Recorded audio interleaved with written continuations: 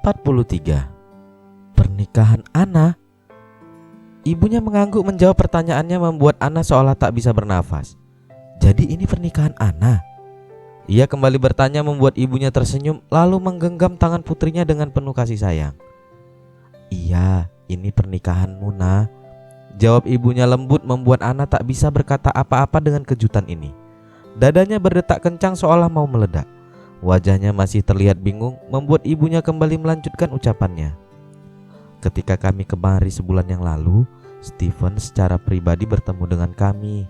Dia mengutarakan maksudnya untuk menikahimu di depan kedua keluarga dan sahabat dekat.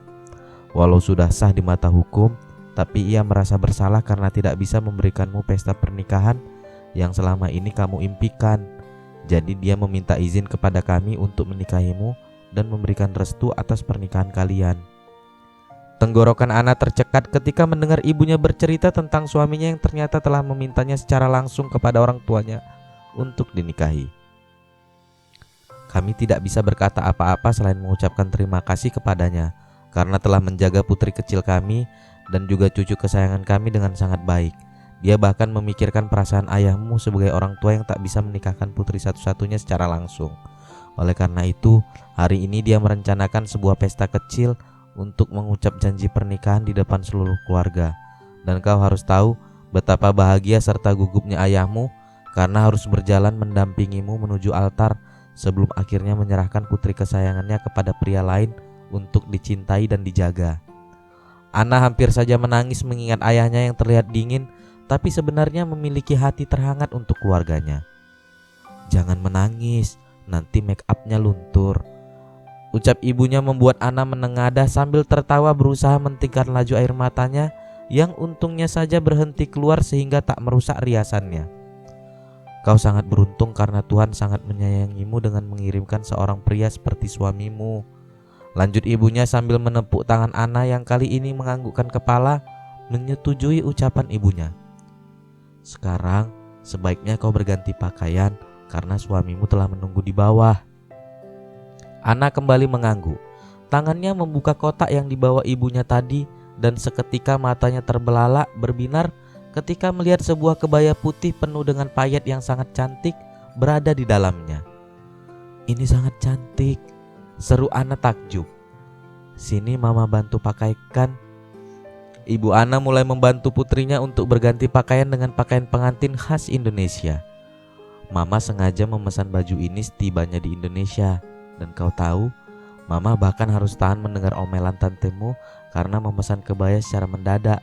Tapi karena kamu salah satu keponakan kesayangannya, jadi dia dengan senang hati membuatkan ini khusus untukmu. Walaupun harus membuat beberapa orang karyawannya lembur untuk menyelesaikan ini tepat pada waktunya. Ana tersenyum ketika mengingat sepupu ibunya yang merupakan salah seorang desainer kebaya terkenal di tanah air itu pasti pusing 7 keliling karena harus menyelesaikan kebaya yang sangat cantik ini dalam kurun waktu kurang dari sebulan. Ini benar-benar cantik. Ana menatap pantulan dirinya di depan cermin setelah mengenakan kebaya panjang dengan leher Sabrina yang memperlihatkan bahu mulus dan leher jenjangnya, dipadu-padankan dengan kain batik senada untuk kebawahannya. Ini bertambah-tambah cantik karena kamu yang memakainya, puji sang ibu, membuat Ana tersenyum menatap ibunya lembut. Sebuah ketukan di pintu kembali terdengar. Itu pasti ayahmu, ucap ibunya sambil membukakan pintu. Tapi yang datang bukan ayah Ana, melainkan ibu mertuanya yang terlihat cantik dengan hanbok berwarna merah. Sedangkan ibunya mengenakan hanbok berwarna pastel sebagai tenggang rasa kepada keluarga pihak pria yang telah mengizinkan pengantin perempuan mengenakan kebaya. Ya Tuhan, kau sangat cantik. Ibu mertuanya menatap Ana sama bangganya dengan ibunya tadi, membuat hati Ana terasa hangat diliputi oleh kasih sayang dari kedua ibunya.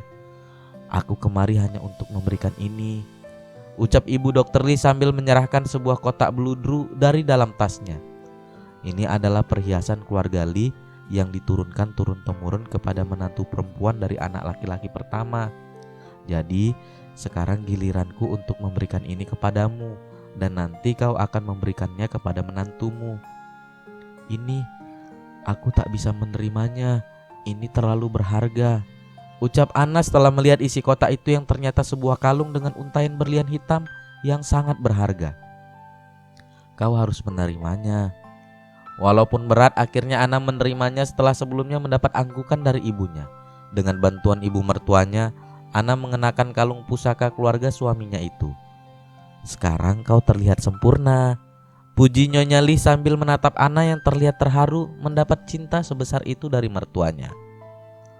Mama akan ke bawah untuk memanggil ayahmu. Ibunya Ana pergi keluar kamar disusul oleh ibu Dr. Li yang akan memberitahu putranya kalau Ana telah siap dan acara akan segera dimulai. Ana berdiri dengan tegang. Ia kembali menatap pantulan wajahnya di dalam cermin sambil mengatur napas berusaha mengurangi ketegangan sampai akhirnya pintu kamar terbuka dan memperlihat ayahnya yang terlihat gagah dengan setelan jas resminya. Wajahnya sama tegangnya dengan Ana. Sebuah senyum terbit ketika melihat penampilan putrinya. Matanya mulai berkaca-kaca melihat putri kecilnya kini telah tumbuh dewasa. Kau sangat cantik. Dengan suara gemetar ayahnya memuji Ana yang langsung berjalan ke arah pria parubaya itu untuk memeluknya. Ayah juga sangat tampan. Ayahnya tersenyum dengan mata tak lepas dari wajah putrinya. Beberapa saat ia hanya menatap wajah putrinya. Ia teringat rasanya baru kemarin putrinya itu lahir ke dunia dan kini telah tumbuh dewasa dan bersiap untuk menapaki dunia barunya. Secara hukum, kamu sudah bukan gadis kecil ayah lagi. Tapi hari ini, ayah benar-benar merasa kalau gadis kecil ayah sudah bukan milik kami lagi. Tuan Wibisana menggenggam tangan Ana yang hanya tersenyum tak berani berkata apa-apa mendengar perkataan ayahnya. Karena ia tahu ketika suaranya keluar, maka air matanya pun akan tumpah. Hari ini, ayah akan melepaskan genggaman tangan ayah kepadamu dan menyerahkannya kepada seorang pria luar biasa yang akan menggantikan ayah untuk menjaga dan mencintaimu seumur hidup. Berbahagialah nak, restu ayah dan mama menyertaimu. Ana hampir tak bisa menahan tangisnya lagi. Tenggorokannya semakin tercekat memanas. Matanya sudah mulai basah, membuatnya harus mendongak. Tangannya mengipasi matanya agar kembali kering. Ah, bagaimana ayah bisa melepaskanmu kalau kau masih aja cengeng? Kau lebih cengeng daripada Elis. Ucap ayahnya membuat Ana tertawa. Ayo, sebaiknya kita turun sekarang. Mereka sudah menunggu kita. Ana kembali mengatur napasnya lalu mengangguk. Dengan menggandeng lengan ayahnya, Ana berjalan meninggalkan kamar. Menuruni anak tangga dengan jantung berdebar kencang, sampai akhirnya ia berdiri di pintu menuju taman belakang yang telah disulap menjadi tempat mengucap janji sakral. Kursi-kursi yang telah ditutup dengan kain putih disusun rapi mengapit sebuah jalan setapak yang telah ditaburi bunga mawar dengan pilar-pilar putih yang menjulang dengan kain yang menghubungkan pilar-pilar di jalan setapak itu. Di ujung jalan terlihat Dr. Li berdiri dengan gagah berbalut tuxedo putih berlatar belakang dinding buatan terbuat dari hiasan aneka macam bunga. Ana menerima buket bunga cantik dari Rama yang juga terlihat sangat cantik dengan gaun warna pastelnya.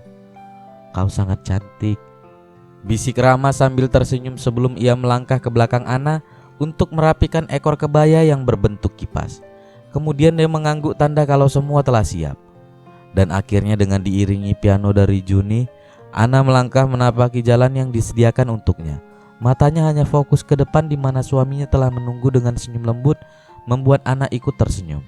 Langkah demi langkah ia lalui untuk bersanding dengan pria yang dicintai tanpa menoleh ke belakang, meninggalkan masa lalu yang kelam, menutupnya rapat-rapat, kemudian menyimpannya di dalam sudut hati terdalamnya untuk ia buka sekali-sekali sebagai pelajaran di masa depan.